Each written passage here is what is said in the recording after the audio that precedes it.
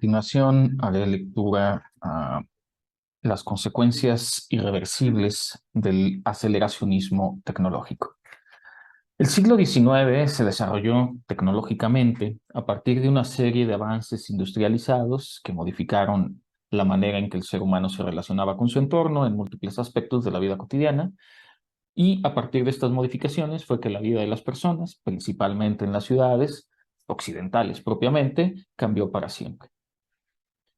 Ya en el siglo XX, en estas mismas ciudades occidentales, hubo manifestaciones de optimismo respecto a los avances tecnológicos en materia de producción, comunicación, medios de transporte.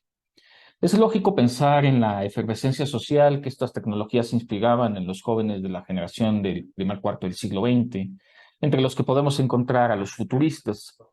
Esta ferviente tendencia de optimismo tecnológico se extenderá con el advenimiento de la radio, la televisión, la computadora, los videojuegos, la telefonía móvil y, particularmente, Internet hacia la última década.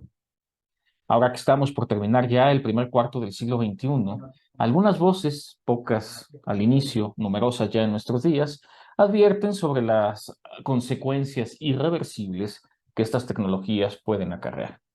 Y para eso estamos aquí, para abrir el debate, porque las acciones que tomemos hoy, por ejemplo, en materia educativa, tendrán un impacto fundamental en las siguientes generaciones.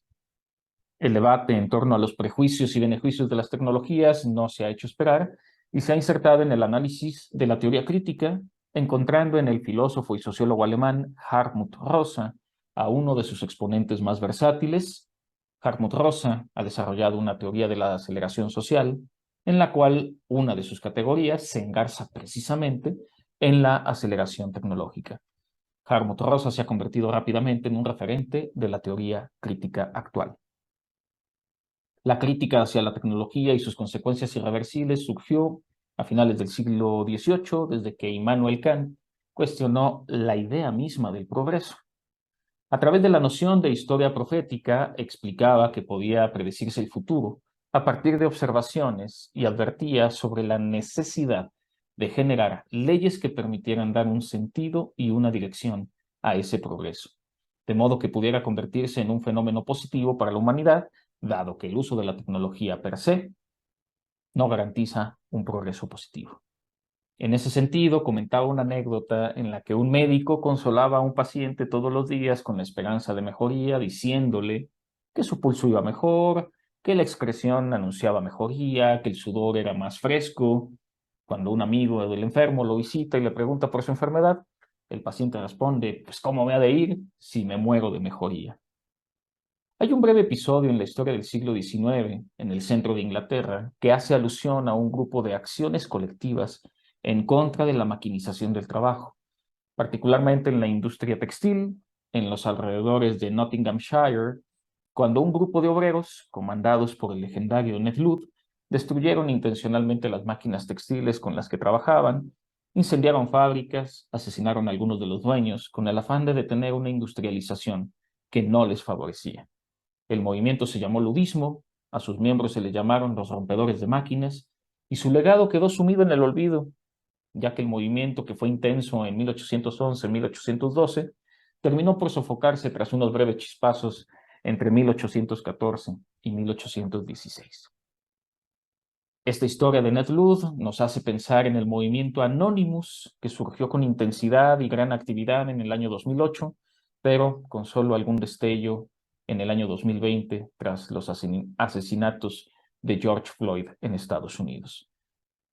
Y será precisamente en Inglaterra, donde el antecedente de Ned Ludd había dejado huella, el lugar donde Karl Marx, Friedrich Engels habrían de emprender una cruzada en contra no solo del sistema capitalista en ciernes, sino de las consecuencias sociales que ese modo de vida habría de acarrear de forma irreparable.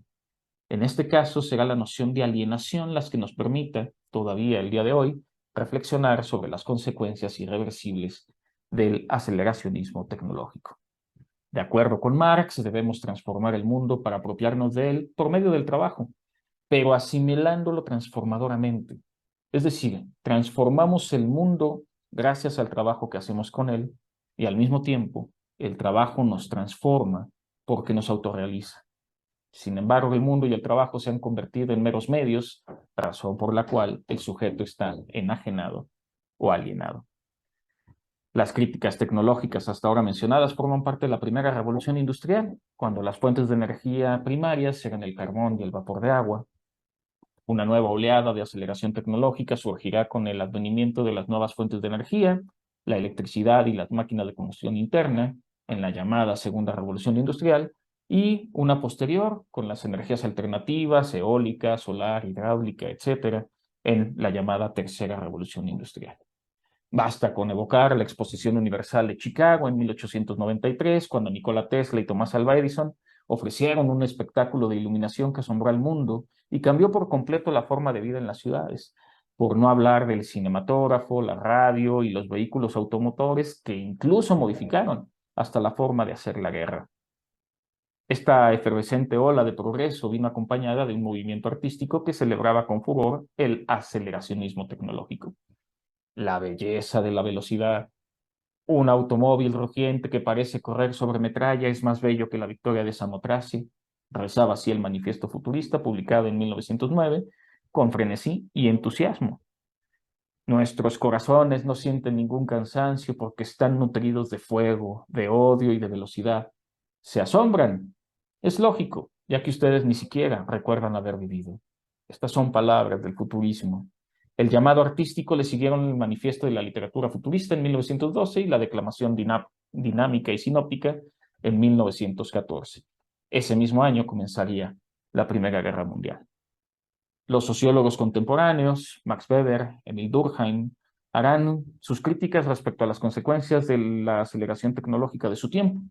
Por un lado, Max Weber piensa que una relación con el mundo en la que el ser humano no trabaja para vivir, sino que vive para trabajar, acumular, crecer, acelerar, innovar, es una forma de vida completamente irracional que solo puede concluir en un silenciamiento del mundo, que deriva en un desencantamiento del mundo. En lugar de encontrar animación y alegría en la relación con el mundo, lo que obtenemos es una actitud indiferente, indolente, donde el impulso vital se ha concedido a las máquinas que ahora parecen estar más vivas. Por su parte, Emil Durkheim comprende que las tecnologías de su época comienzan a ocupar la atención y el tiempo de las personas, tiempo que dejan de dedicar a otros. De esta manera, la ausencia de relación con los demás produce anomia, es decir, un trastorno en la conducta por falta de adaptación social. Anomia para Hartmut Rosa es también una enfermedad por aceleración social. Hannah Arendt, por su parte, asumirá la multiplicidad de relaciones posibles en el mundo moderno ofrecido. Ninguna de las relaciones posibles puede asegurar el bienestar o una conexión satisfactoria, y por eso define la condición humana como aquella relación de ausencia de relación, que consagra una pérdida de mundo, porque el mundo ya no nos habla, en lugar de ganar el mundo, que es lo que prometía el siglo XX. Pero nuevamente, ninguno de estos autores, hasta ahora citados, vivió la última fase de la industrialización, a la que podemos denominar Cuarta Revolución Industrial, aquella que comenzará a finales de los años 90 del siglo XX con la aparición de Internet, y que es la que necesitamos evaluar urgentemente, ya que las consecuencias comienzan a sentirse en la vida cotidiana y debemos, conjuntamente, revisar cuáles innovaciones son convenientes para el quehacer humano y cuáles no deberían seguirse desarrollando, antes de que su adopción y sus consecuencias sean completamente irreversibles. Es importante conocer a los protagonistas del aceleracionismo tecnológico y a las voces de advertencia sobre las consecuencias de la implementación de las nuevas tecnologías. Para ello, voy a clasificar a estos actores en una postura a la que daremos el nombre de determinista. En ese sentido, podemos decir que la postura determinista frente al uso de las nuevas tecnologías piensa que la tecnología condiciona fuertemente al ser humano en su forma de relacionarse con el mundo. En forma breve, podríamos resumirlo como la tecnología determina al sujeto. Y va a existir, pues, dos vertientes dentro de esta postura: una visión optimista y una visión pesimista. No debería extrañarnos que los personajes optimistas frente a estas tecnologías sean del sector empresarial o de investigación, cuyo trabajo está ligado o con la industria tecnológica o con la política, además de ser figuras conocidas y formar parte de la lista de los multimillonarios pues a nivel mundial, la revista Forbes es la que lo mide quizá de mejor forma. Aunque el optimismo no va directamente ligado con la fortuna, es verdad que la fortuna de algunos de ellos proviene precisamente de la aplicación de la tecnología en la empresa o en los gobiernos. La digitalización promovida por Nicolás Negroponte facilitó la búsqueda de información, el acceso y la multiplicación de documentos, abarató costos, incluso permitió una reducción en el consumo de insumos analógicos como el papel y la tinta. Sin embargo, además de producir un tráfico enorme de datos, permite la traducción de la información personal en datos, que si bien pueden ser útiles, atentan contra el derecho a la privacidad y el secreto. Basta con hacer una pequeña búsqueda en Internet con nuestro propio nombre para encontrar que nuestra información aparece públicamente y sin ningún consentimiento de nuestra parte. El uso de las herramientas digitales como Office de Bill Gates estandarizó el nivel masivo de la comunicación y permitió que más personas pudieran no solo acceder al documento, sino incluso editarlo simultáneamente.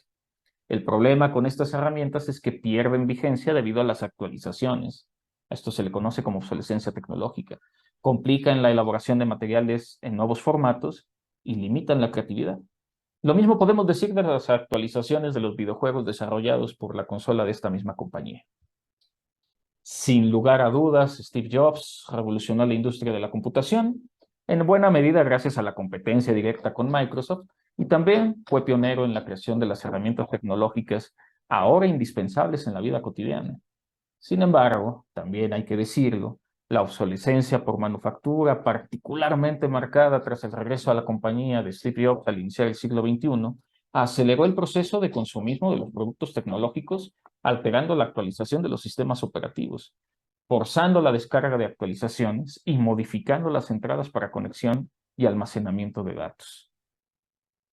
Sin duda, el modelo de negocio, el monopolio funcional de Amazon, transformó la industria del transporte y la compra de productos, principalmente a partir de la pandemia por COVID-19 a inicios del 2020. Casi cualquier persona con acceso a Internet y una cuenta de banco puede adquirir algún producto dentro de una enorme lista de artículos. Sin embargo, las nuevas generaciones crecen creyendo que el mundo se encuentra al alcance de un clic, y esto puede ocasionar una frustración psicosocial si no se cumple. Todos conocemos también el carácter soñador de Elon Musk, quien literalmente desea crear el futuro que ha imaginado. Sorprenden las innovaciones tecnológicas en las que se empeña, autos que se manejan solos, casas que producen su propia energía, chips para conectar nuestra mente con Internet, transportación espacial, entre otras. Aunque no ha generado directamente, al menos desde esta perspectiva, un malestar social, es clara la pretensión de dominio que busca en materia de movilidad y comunicación, especialmente la del envío de satélites para el uso de la onda corta en una industria de telefonía móvil de la que él podría tener un monopolio completo. Que los dos seres humanos más ricos del mundo tengan para sí mismo el dominio de un medio de comunicación, Washington Post con Jeff Bezos y Twitter con Elon Musk, en los que mutuamente ellos se desprestigian y ambos apuesten por la explotación espacial, la exploración espacial, la transportación espacial, es un asunto que no se veía desde la Guerra Fría, cuando eran dos países, no dos particulares, los que se disponían a conquistar el mundo. La misión original de Larry Page y Sergey Brin en Google consistía en organizar la información del mundo y hacer que sea universalmente accesible y útil, lo que ha permitido acelerar procesos en búsqueda de información, entre los que se encuentra la propia investigación académica. Incluso el mapeo y la digitalización de las ciudades contribuye a agilizar la movilidad local.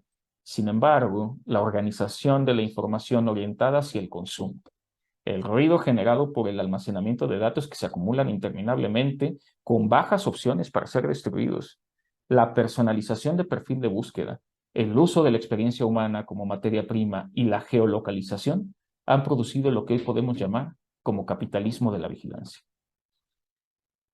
Mark Zuckerberg ha apostado por la experiencia de la realidad virtual tras el éxito de los servicios de red social que brinden. Quedó claro, tras el escándalo de Cambridge Analytica, que estos servicios de red, contrario a lo que prometían en los albores de Internet, sirven para manipular elecciones y dividir las opiniones del público. Llama la atención que nadie después de Zuckerberg despunte entre los innovadores tecnológicos. Quizá la generación tras él está disfrutando de los beneficios que el aceleracionismo tecnológico nos ha brindado y estén más ocupados en usar la tecnología que en cambiarla.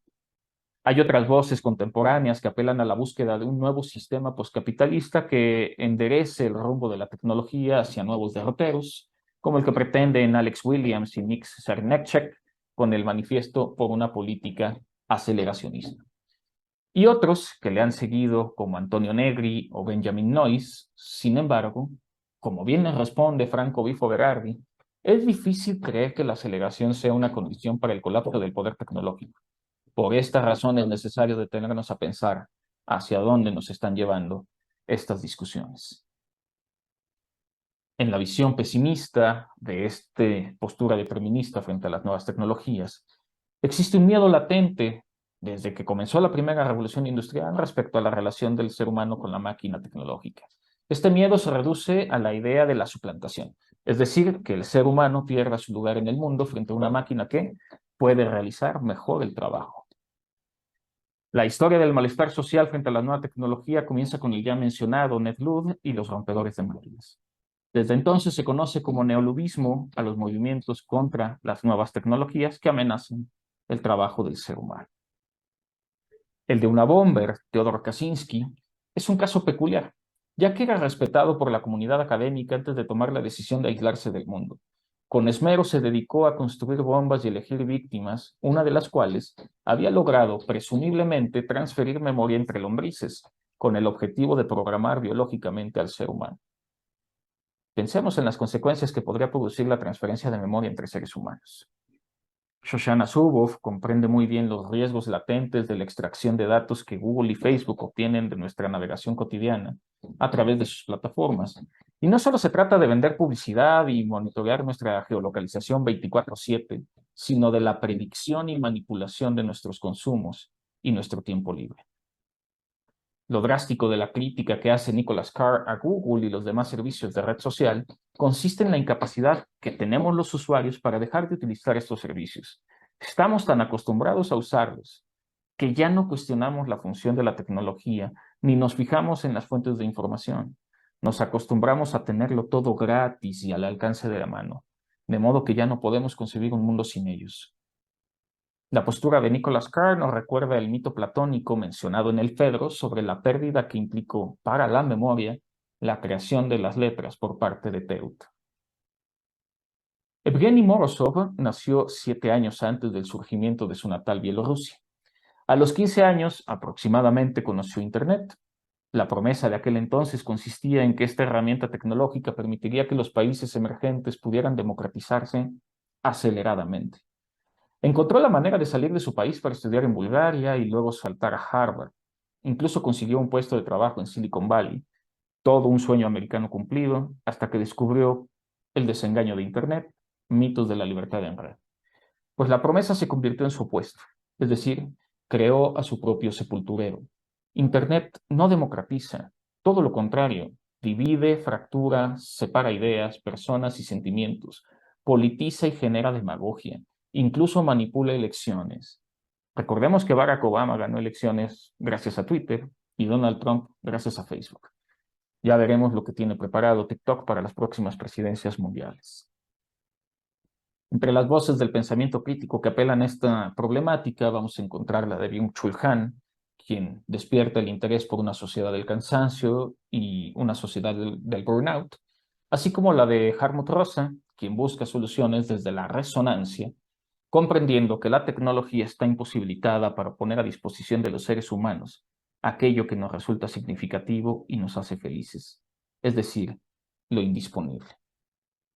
Finalmente, solo es una idea compartir un cuadro de consecuencias irreversibles del aceleracionismo tecnológico, donde podemos encontrar esta digitalización promovida por Negroponte, que genera una consecuencia institucional en el capitalismo de la vigilancia, y esto se reduce a una consecuencia social irreversible, que es la pérdida del derecho al olvido. Por otro lado, el desarrollo computacional de Bill Gates y Steve Jobs con sus empresas han producido obsolescencia programada por manufactura o por tecnología, y esto produce daños ambientales, daños socioambientales y daños psicosociales a nivel social. Jeff Bezos ha puesto el mundo al alcance de la mano a unos pocos clics y esto pues produce una alienación comercial.